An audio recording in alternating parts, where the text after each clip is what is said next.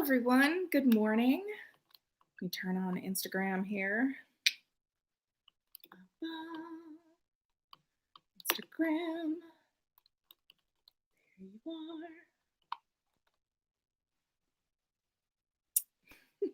All right, need this. Okay, and go live.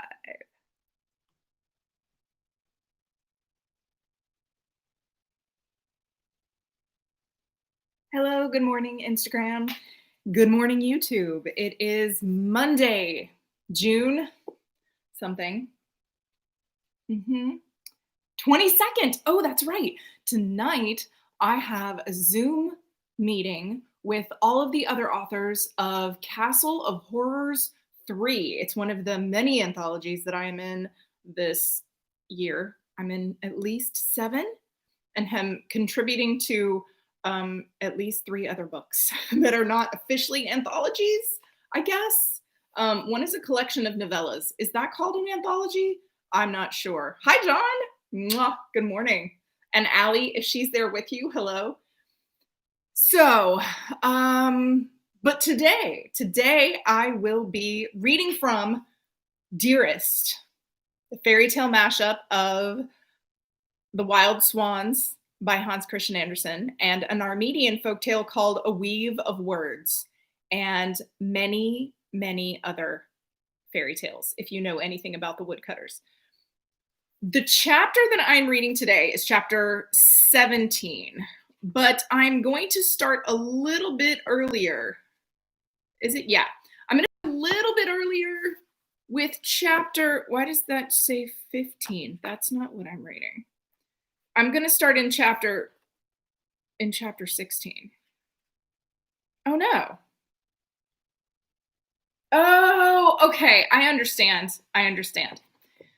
Here's the thing about Enchanted Hero and Dearest. Once you get past like chapter 4, all of the chapters alternate between the heroine's point of view and the hero's point of view. So every other chapter. So what I'm reading is chapters that are in Friday Woodcutter's point of view, which means I'm going to start in chapter 15 and I'm going to then go on to chapter 17. We're just going to skip chapter 16 because that's all about Tristan. None of that is going to make any sense to you. Don't worry. Don't worry. Seriously. If you need some background on this and you love it, trust me, it's not really going to spoil anything.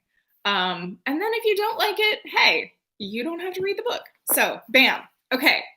You're starting in chapter 15. Then we're going to switch to chapter 17 because this is all Friday Woodcutter's point of view. Hi, Evelyn. It's so lovely to see you. Hi, Jack. Okay. Chapter 15, Wild Swan Chase. We're starting sort of in the middle because, oh my God, I love this scene. Okay. Friday has taught Tristan how to weave. Tristan has been captured. Tristan has sent her a weaving that has secret messages hidden in it. It says red blob, white blob, green blob, said Michael confidently. It says we have to get this to the king and queen immediately, said Friday. She lit the candlestick once more and handed the weaving to Conrad. Let's go. Right now? Asked John. In our night clothes? Asked Wendy. Do you want to meet the king and queen or not? Michael called from the doorway. Ben was already halfway down the hall. With a hoot and a holler, Michael tore after him into the shadows. The pair made enough racket to wake half the castle, but Friday didn't care. The 5 of them raced, night clothes and all, down the corridors to the royal bedchambers. Ben barked their arrival to the twin guards who stood outside Rumbold and Sunday's door. Their majesties are asleep, the first guard told Friday.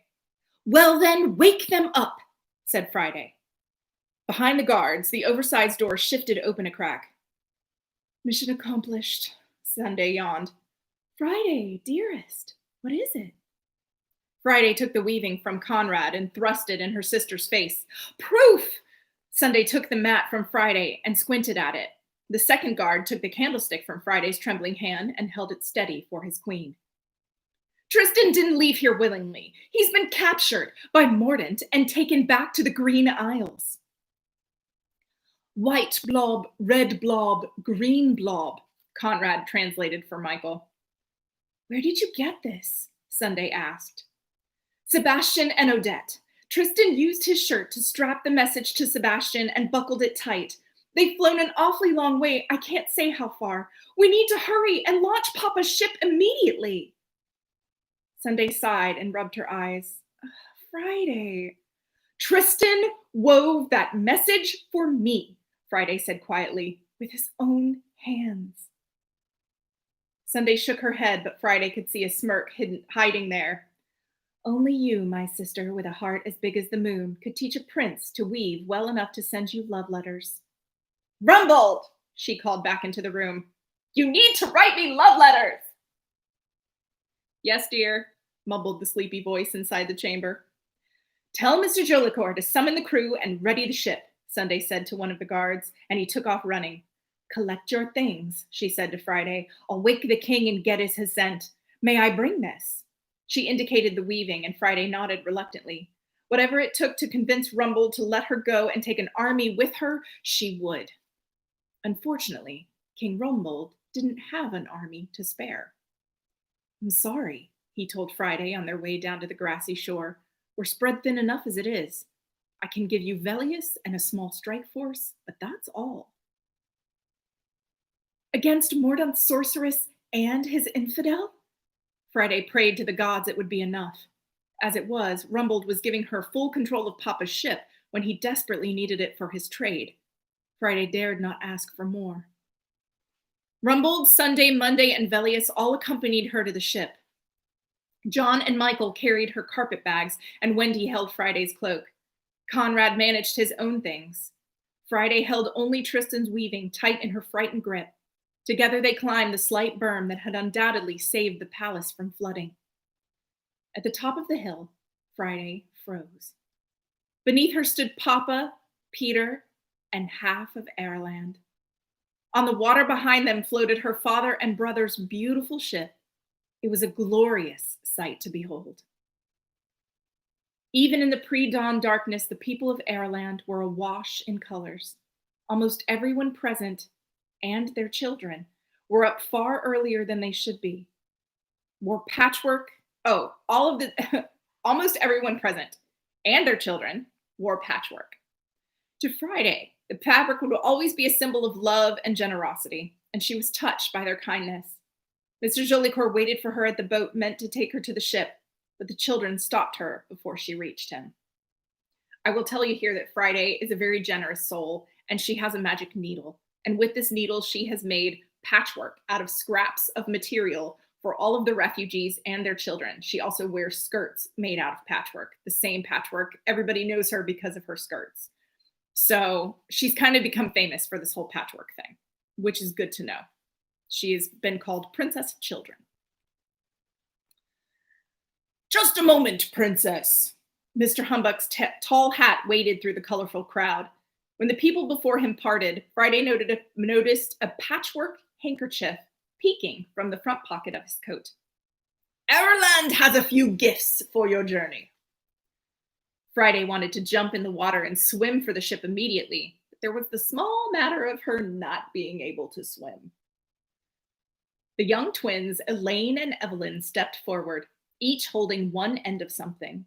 When they stopped before her, they unrolled the item and presented it fully. A flag.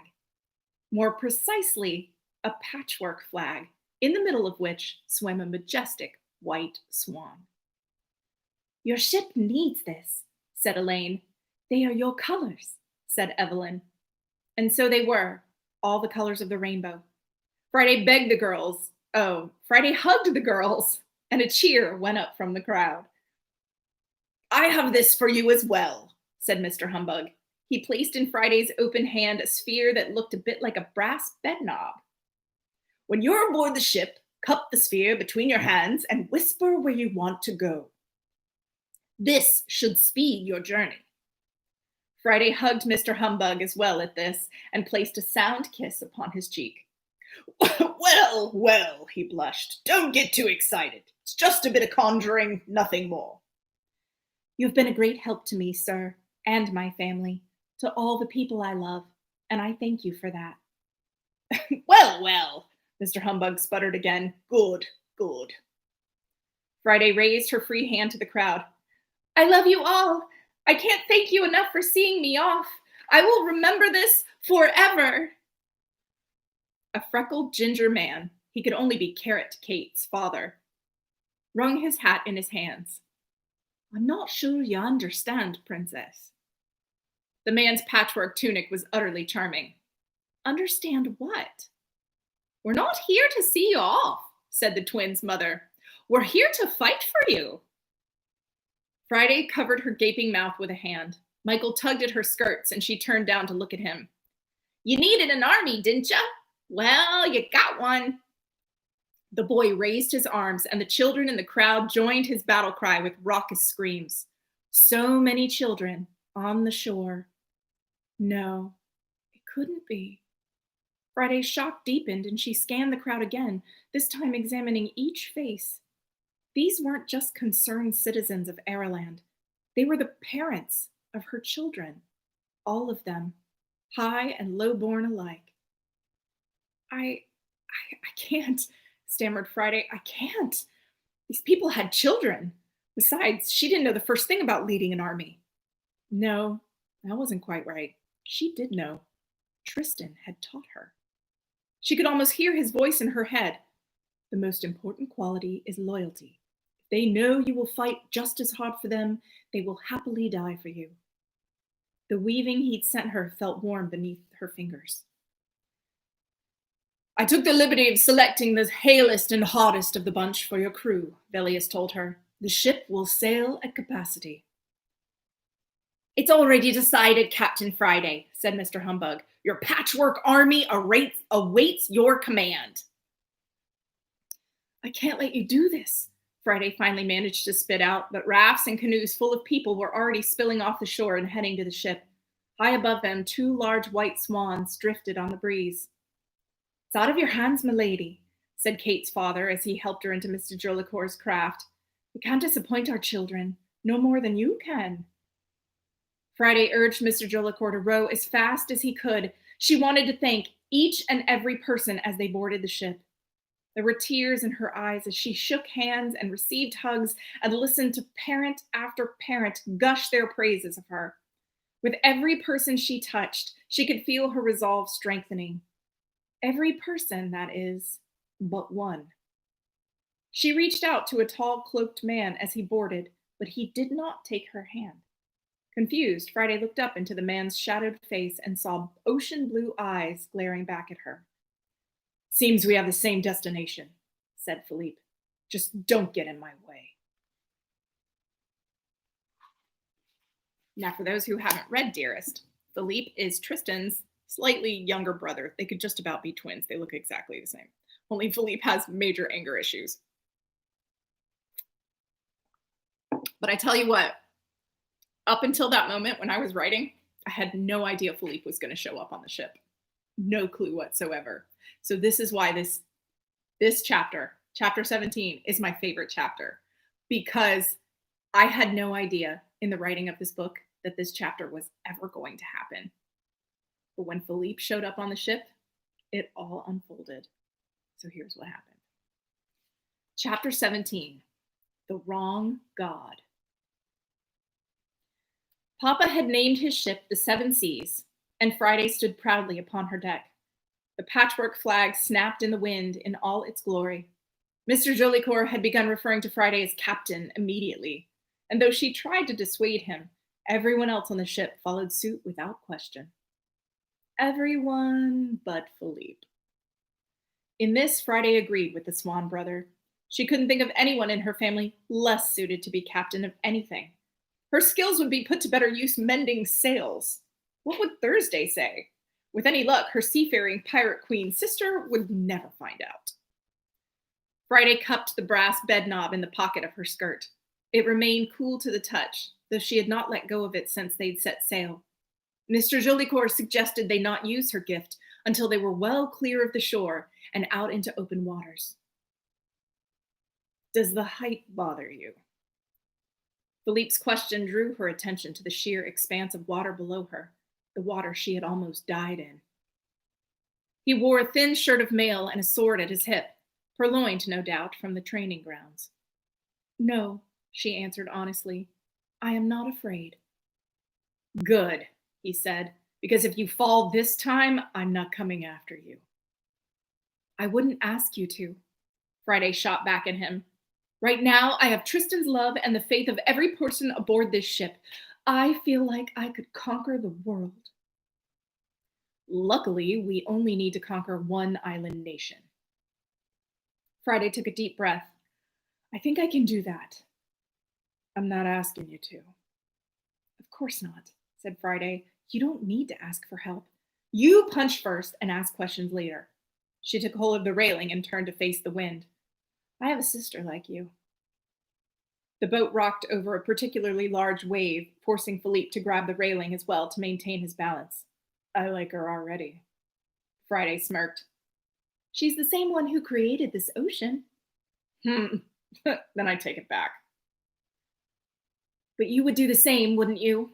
You would break the world and let chaos reign, just as long as it meant you could kill Mordaunt. Yes. There was no hesitation in his answer. Friday shivered from the passionate intensity that one word held.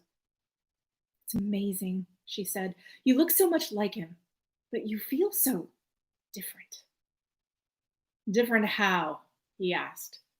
In a way, you were as much a part of my destiny as his. What is it that binds you to him and not the rest of us? But Friday did not hear Philippe say, the rest of us. She heard him say, me. What is it that binds you to him and not me? Friday looked at him, and for the first time she was able to sense beyond the anger with which he shielded himself. Deep inside that steely young man was an incredibly frightened little boy. One very tired, very lonely little boy. Friday slid her hand down the railing toward his. She wanted to reassure him that all was not lost. She wanted to promise him that he would find something, someone, that his heart would heal in time if he only had the patience to let it.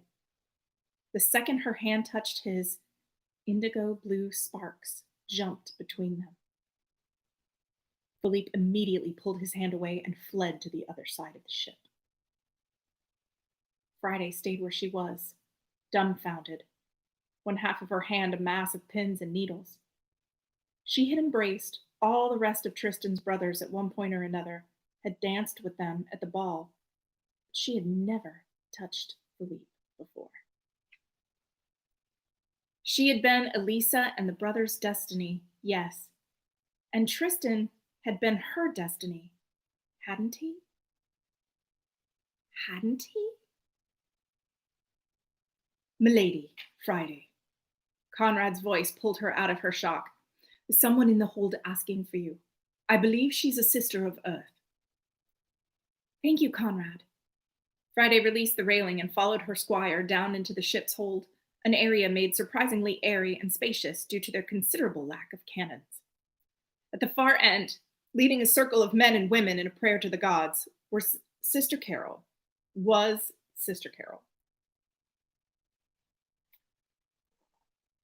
Friday waited politely for the closing chorus before embracing her first mentor. It is so good to see you, Friday said with relief. Here I thought I'd greeted everyone. I had no idea you'd come aboard.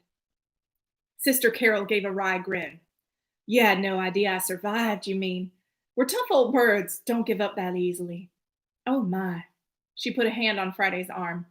That was careless of me. My dear, I've heard about your recent adventures with the swans, of course. Please forgive me. Friday forced herself to smile.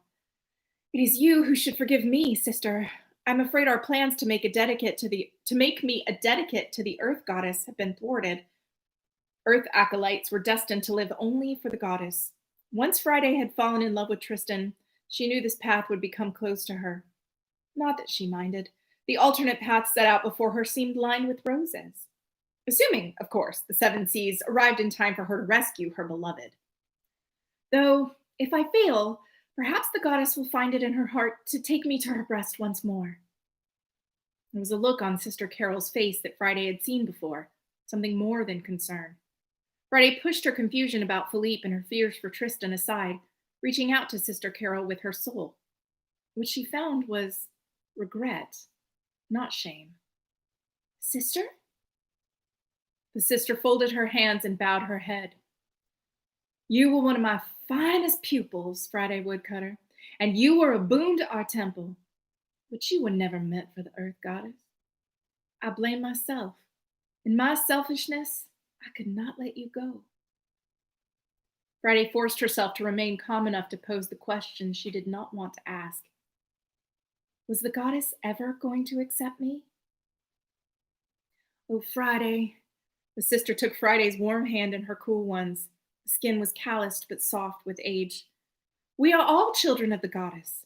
She will always love you, as she loves all her creatures.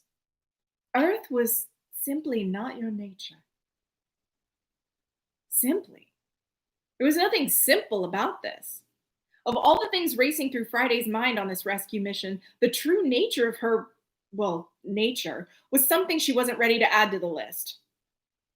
But it made sense. All of Sister Carol's actions, her attitude towards Friday, it all fell into place. She tilted her head and considered the sister. If earth was not her element, then what was it? Not water. Friday felt as foreign on this ship as a bird in mud. Air? No, if that were the case, she would have felt an even stronger connection with Elisa.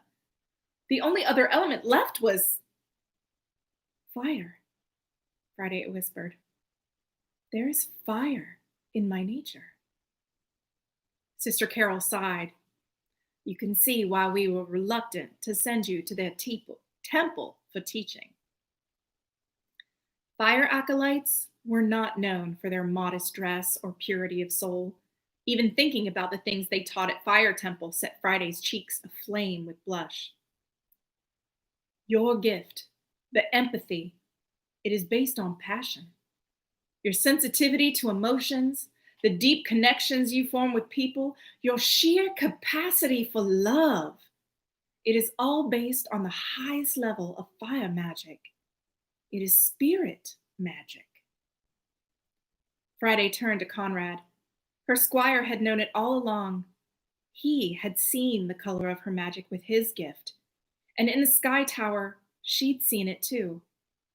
Elisa's magic had appeared pale blue as the wind, but Friday's had been red as blood. Red as fire. How had Conrad described it? The essence of love itself. What a fool she was, to spend her whole life serving and planning a path to the wrong god. It seemed that fate had stepped in with Tristan and saved her from another disappointment, but it felt like a blow.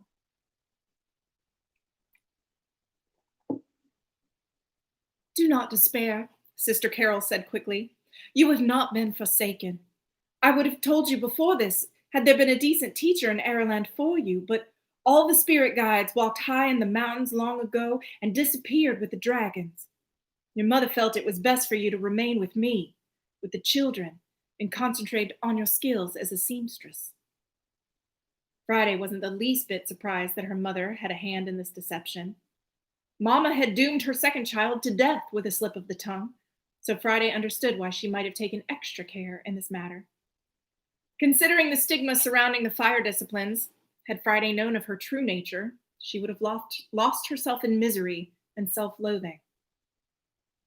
Her young life would have been very different, devoid of joy and hope. In Mama's place, Friday most likely would have done the same.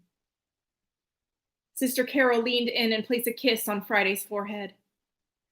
In my humble and slightly blasphemous opinion, I believe your true nature transcends that of the elemental gods. Friday eyed the sister quizzically. How exactly is that? Your ability to find the silver lining, to see the best in everything. It is something each one of us strives for and few ever truly achieve. You, Friday Woodcutter, Princess of Airland, are a guiding light all on your own. Friday hugged the sister tightly and thanked her for her kind words, but one lingering thought still niggled in the back of her mind. What would Tristan say when he discovered this? Would he be able to look at her the same way again? And what on earth was she going to do about Philippe? Without warning, the boat lurched to one side. Friday was glad to have been holding on to Sister Carol, so they both were tossed to the floor like the rest of the people in the hold. Cold seawater sprayed through the portholes. Friday felt the apprehension of her fellow passengers wash over her, too. What is happening? Sister Carol whispered. We'll go up on deck and assess the situation, Friday said calmly. You'll see to everyone here? Sister Carol nodded and immediately began ordering everyone to sit securely and calling for the wounded. Friday and Conrad made their way through the confused people back to the deck. Philippe met them in the doorway with a pair of swans and hastily shoved the birds below deck. Mr. Jolicoeur needs you, he said to Friday. The spray up here was far more ferocious than it had been in the hold. The salt stung Friday's eyes, and her loose hair, now drenched, slapped against her face. Here and there, Peter and Velius were working to lash crewmen to whatever secure fixture they could find. It was a miracle that Friday and Conrad reached Mr. Jolicoeur without being swept overboard. Mr. Jolicoeur had his hands on the wheel of the ship. The giant muscles beneath his black skin bulged with tension. Friday sensed that Mr. Jolicoeur was pouring every bit of his not insubstantial sinew into keeping the ship from losing control. The Seven Seas first mate was a very large, very strong man, but the sea was larger and stronger. Is it a storm? Friday yelled at him. Yes and no, Mr. Jolicoeur said through gritted teeth. Look. He could not release the wheel to point with his hands, but his eyes went white as he looked up. Above them, the sky was as perfect as a summer day, clear and blue. A few fluffy, innocent clouds scattered among the horizon like lost sheep. Is it a monster? Asked Conrad. Mr. Jolicoeur shook his head. He growled as the wheel slipped out of his hand for a moment and struggled to regain control. I believe, he said, that the sea which came to visit Ireland is once more taking its leave. Her first mate was right. For all that the Seven Seas was being buffeted on all sides, it was obvious that by and large they were moving swiftly eastward. Along the horizon, Friday began to see trees. The gift, yelled Mr. Jolicoeur. Use it now. Friday removed the bed knob from her pocket. At that moment, an enormous wave hit the side of the ship, ripping the brass bauble from her grasp. Spry Conrad leapt up to snatch the item out of the air, but his hands were too small, and it fell, tumbling to the deck. Friday and her squire gave chase, throwing themselves in the path of the ball as the ship rolled this way and that, ever diverting the bed knob out of their reach. They raced up the length of the ship to the bow and back down again, swerving right and left, dodging crewmen and flying sails and rogue waves. Finally, as the bauble was about to fly beyond the stern railing, the ship shifted once more and Friday pounced. Her left forearm landed painfully on the knob, but her right managed to swoop in and capture it before it had a chance to slip away again. Mr. Humbug had told Friday to cup the ball in her hands and whisper to it, but Friday wasn't sure the gods would hear a whisper in this din. With the ball wedged between her hand and her forearm, Friday yelled, "Please take us to the Green Isles." The world beneath them roared. Friday managed to push the bed knob back into her pocket. Philippe fell to the deck beside her, grabbing Friday with one arm and the railing with the other. Friday held on for dear life. Beside her, Conrad did the same. From their vantage point at the ship's stern, the three of them saw everything. In the heat of that moment, with emotions running high all over the ship, Friday felt everything as well. She focused on her own fluttering heart and Philippe's in an attempt to keep from losing her grip on reality or the railing. Earth and water rose up behind and beneath them at the same time. In the waves of earth rose all the colors of autumn, gold and russet and green. Rolling hills of forests and orchards and meadows and field after field of crops relaid themselves in their wake. In the waves of ocean crashed schools of fish and larger creatures Friday had only ever read about in Wednesday's books. Dolphins and narwhals and great worms raced the ship to the sea, the proper sea, the one that had existed long before Friday's hot-headed sister had summoned it. Friday felt the wood of the ship creak beneath her under the stress of flying. The ship must have been flying. Friday couldn't tell for sure, but she doubted they were low enough to touch so much as a crest of the endless high waves of water and earth wrestling below. They would surely be ripped apart between two forces, if they weren't ripped apart by the four winds. Did Philippe's patron gods care enough about him to bless a flying ship full of strangers? Friday trusted Papa's skill and the protective runes Peter had carved from stem to stern, but if the gods had meant for ships to fly, they would have invented mechanical wings. Even if she had full control of her fire nature, she wouldn't have been able to help the situation. The last thing any sailor wanted on his ship was a fire. Instead, Friday concentrated on what Sister Carol had said and found beauty in the situation. She reached up to the seam where her needle hid and pressed the pad of her thumb against the tip. For the first time in her life, the sharp point pierced the skin. Friday had not learned runes from Fairy Godmother Joy as Peter had, so she drew the most powerful symbol she knew, a circle. A circle was complete and never-ending. It represented family, a whole greater than the sum of its parts. Friday took the colorful image of the churning earth and water before her into her heart, and from there she shared the amazing, impossible image with every person on that ship. She could almost feel the collective intake of breath at the sight, the gasps of delight and awe. Tears were shed, and each mind wondered how to put into words so that they might tell their children upon their return. Friday could do nothing about the strange forces at work beneath them or the overall integrity of her father's creation. But with her power over emotions, she managed to turn a ship full of frightened strangers into a ship of confident dreamers in the space of a few heartbeats.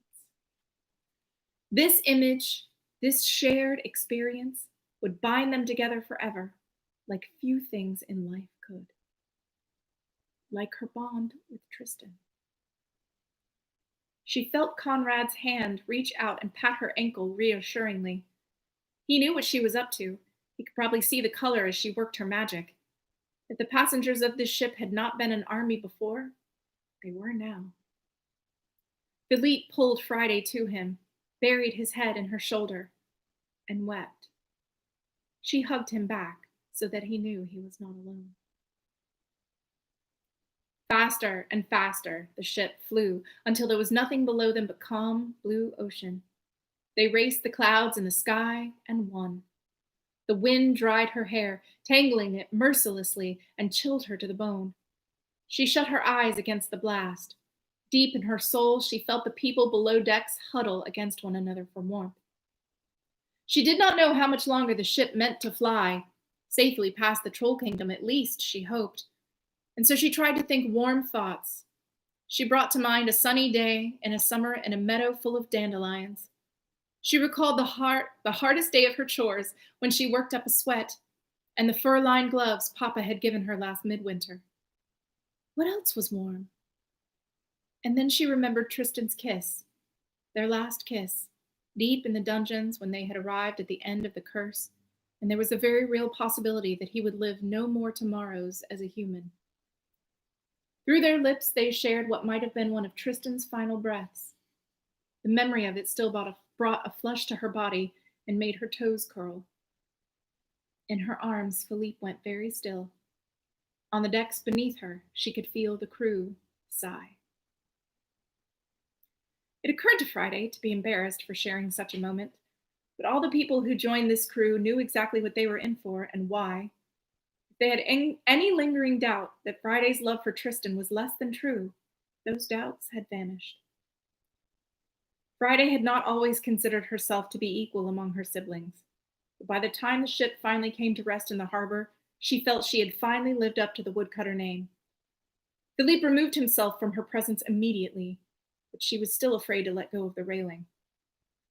Beside her, Conrad slowly got to his feet. "Milady." He held out his hand to her, and she let him help her stand. Before he did anything else, he bowed to her, as low as he might have to any king or queen. "It remains my honor to serve as your squire," he told her.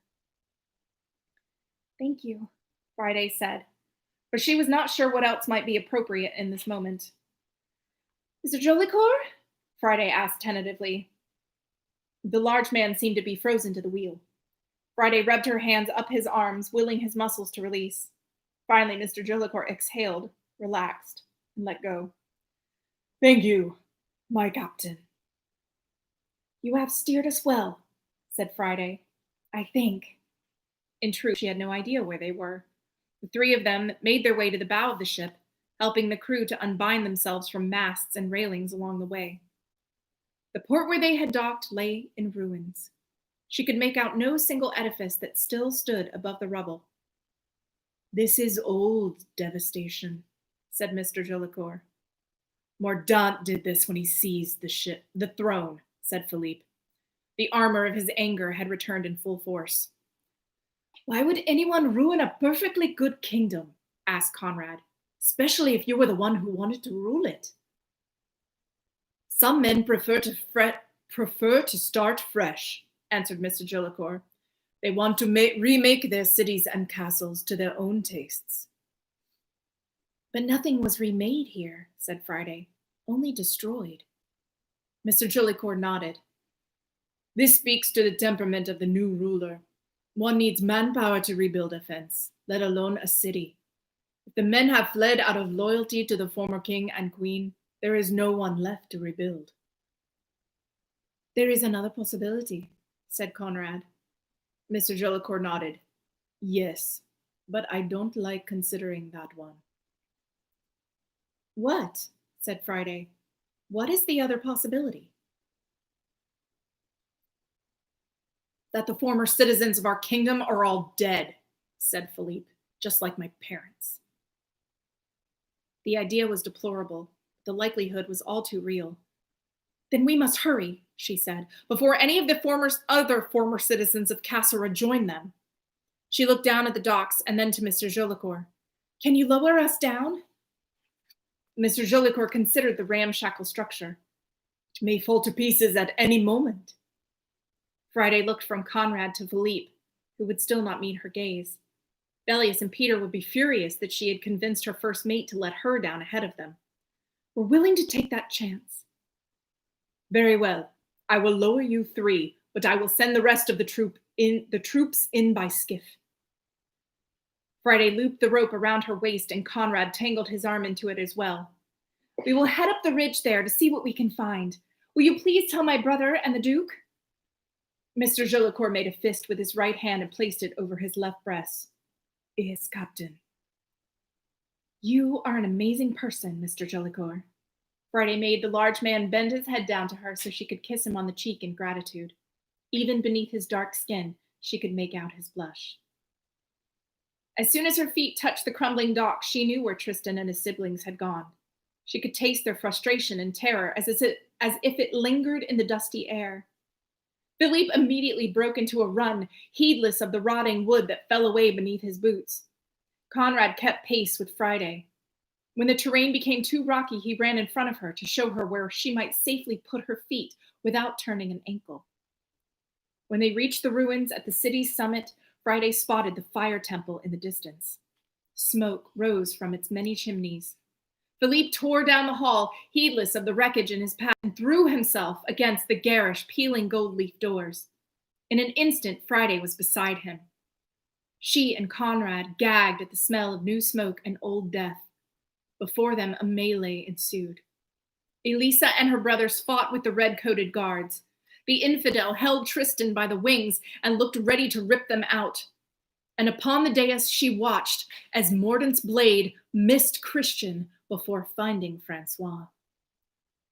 No! Philippe's cry from the doorway cut through the din.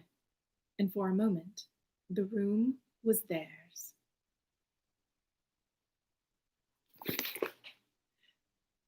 I cannot. There are enough spoilers in that chapter. I cannot finish reading that. I cannot finish reading that. You will have to, if you enjoyed that chapter, you will have to go pick up Dearest. It's book 3 of the Woodcutter Sisters. And I mean, I want to say that Friday Woodcutter is the most like me. She looks the most like me, that's for sure. But there is a lot of me in both Saturday and Sunday as well. And Thursday, whose book you haven't read yet. So Dearest is still available. The link is in my bio. If you want signed copies, still available on Amazon everywhere, all over the world if you don't. And I love you all so much. My life is better with you in it. And someone told that to me this morning, and I actually cried. So I want you to hear the words that are coming out of my mouth. My life really is better with you in it. Thank you all so much for being part of it. That's why I want you to all stay safe and stay alive. And I will see you on Thursday for another reading. I have no idea what I'm going to read. So any suggestions, just let me know. John says Trix is his spirit animal. Maybe I'll do something from Trickster. Ooh, maybe I will do the unpublished chapter from the Trickster rewrite. How about that? That sounds like fun. All right. Love you all. Mwah.